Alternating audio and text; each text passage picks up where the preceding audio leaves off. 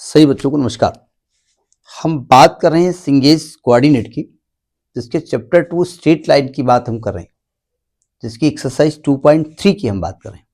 तो देखते हैं इसका नेक्स्ट क्वेश्चन। देखिए क्वेश्चन थर्ड क्या कहता है, आपकी स्क्रीन पे क्वेश्चन आ रहा होगा। क्वेश्चन कहता है prove that the length of perpendicular from the point m square to m dash m plus m dash and m dash square to m dash to the line x plus y plus 1 is equal to 0 are in GP. GP Ganesh Prasad, ऐसा नहीं है, सुनो ध्यान से। एक line given है, जो line given है आपकी वो है x plus y plus 1 is equal to 0। इस लाइन पर इन्होंने कहा भाई 3 पॉइंट से परपेंडिकुलर डालना है। एक तो पॉइंट आपका कह रहा है कि m स्क्वायर 2m से डालो। अब देखो, अब ये लाइन है x plus y plus 1 is equal to 0। मैं जब इसको कंपेयर करूंगा ax plus b y plus c बराबर 0, तो समझ गए आप a क्या है, b क्या है, c क्या है। जिस पॉइंट से परपेंडिकुलर डालना है वो पॉइंट है आपका m स्क्वायर टू m, यानी इसको आपने मन में क्या मान लिया, x1 कामा y1। जब यहां से परपेंडिकुलर डालेंगे जिसको क्या आप P1 मानेंगे, तो फॉर्मूला आपको पढ़ाया गया है ax1 plus b y one plus c upon root a square plus b square. A तो 1 है, x को क्या लिखेंगे m स्क्वायर प्लस इसको क्या लिखेंगे 2m और plus 1 upon under root a square में 1 प्लस 1। अब मॉड हम ले ही रहे हैं तो अंडरस्टूड है, मैं निगेटिव वैल्यू नहीं ले रहा हूं। मैं मॉड लगाऊं या ना लगाऊं आप समझ जाना कि मैं मॉड नहीं लगा रहा हूं, ठीक है, लेकिन लगा तो बेहतर है।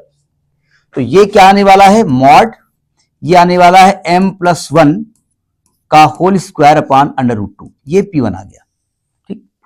अब इसको बार बार हम नहीं लिख रहे हैं, ये समझ में आपको आ गया। अब चाहो तो मॉड हटा दो, नेगेटिव वैल्यू नहीं लिखेंगे आप।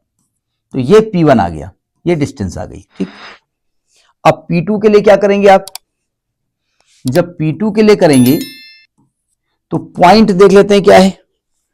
पॉइंट है आपका mm dash m plus m dash, यानी कि x को लिखेंगे mm डैश, तो m डैश और प्लस y को लिखेंगे आप m plus m dash plus 1 upon under root 2 का मॉड। मॉड तो बस केवल निगेटिव नहीं लेना है, इसलिए हम इस मॉड को लगा रहे हैं। अब इसको थोड़ा कैलकुलेट कर लिया जाए, ऐसे तो काम चलेगा नहीं।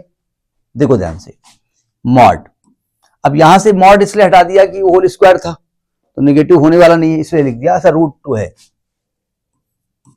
अच्छा, इसको हटाना है, ये एक्चुअली किसी और सिस्टम के लिए लगा हुआ था तो भूल जाते हैं, आपके लिए नहीं था। देखो एक काम करते हैं, ब्रैकेट खोलिए जरा, तो आएगा m dash plus m plus m dash plus 1 upon under root 2। Mod लगा ही रहने दो, का नुकसान कर रहा है आपका।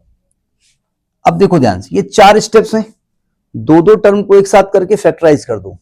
m कॉमन ले लो तो बचेगा m डैश प्लस 1 और प्लस 1 कॉमन ले लो, बचेगा m dash plus 1 upon under root 2।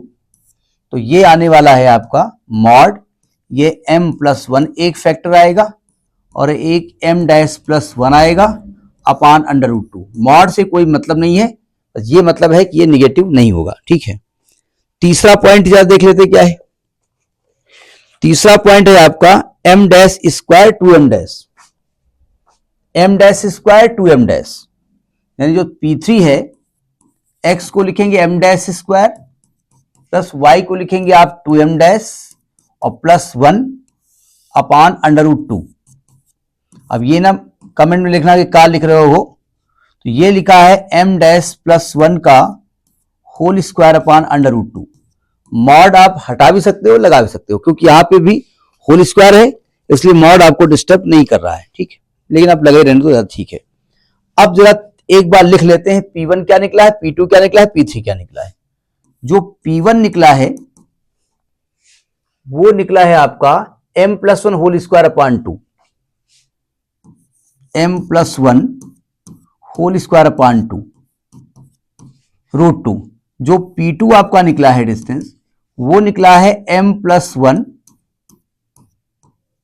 m'+1 अपान √2, और जो P3 आपका निकला है वो निकला है m'+1 का whole square upon √2।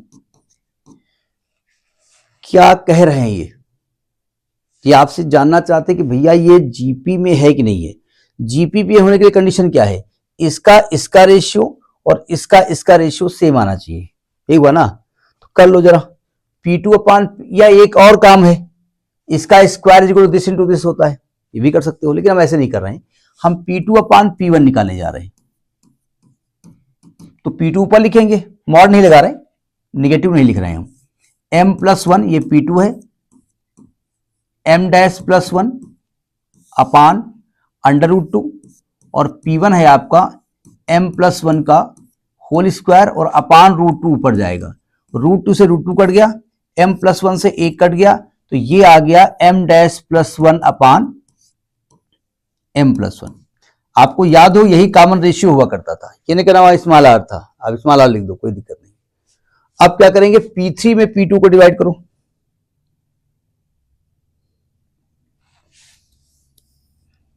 And P3 में P2 को डिवाइड करो। P3 क्या आपका है, m'+1 का होल स्क्वायर अपान √2, और P2 क्या है, m+1 इंटू m'+1 अपान √2। √2 से √2 कट गया, ये m' वाला कट गया, तो ये आ गया आपका m'+1 अपान m+1। क्या ये चीज सेम आ रही है जो आपने ऊपर डिवाइड किया था? तो आप लिखेंगे कि as P2 upon P1 is equal to P3 upon P2 implies, ये शो करता है कि P1 P2 P3, राइटिंग थोड़ी गंदी है, इसको मैनेज करिएगा, ये जीपी में है। यही आपसे कह रहा था, समझ में बात आ गई होगी। तो आगे वीडियो में बात करेंगे, तब तक नमस्कार।